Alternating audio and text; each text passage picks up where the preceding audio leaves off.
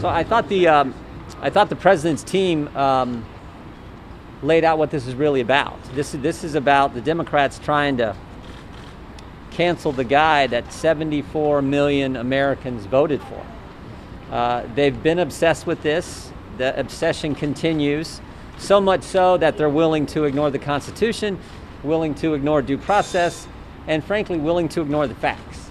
I thought it was interesting when it comes to the facts that the video the Democrats played, nowhere in that video did they have the statement where the president said, peacefully and patriotically make your voices heard. And of course, the president's counsel strongly, I think very strongly, made the case for how this is not constitutional. The simple fact remains, how do you remove someone from office who's already left? The Democrats tried to remove President Trump from office before he got there.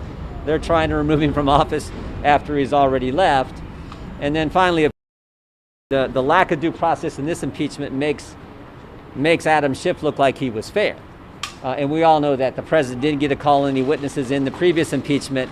But this was, as our colleague has said, this was impeachment by reflex, no due process for the president. And I thought the president's team effectively laid out those core arguments, and we'll see those reinforced over the next few days. People back home, a lot of people are wondering really what this whole thing is about. They get lost in a lot of the legal arguments.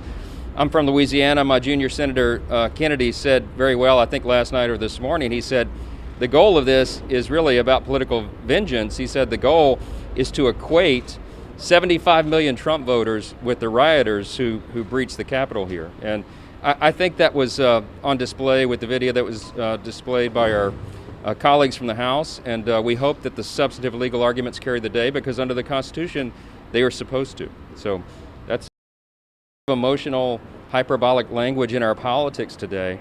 And there's a lot of emotion surrounding the tragic events of January 6th, but what is supposed to govern this decision is the law, the Constitution.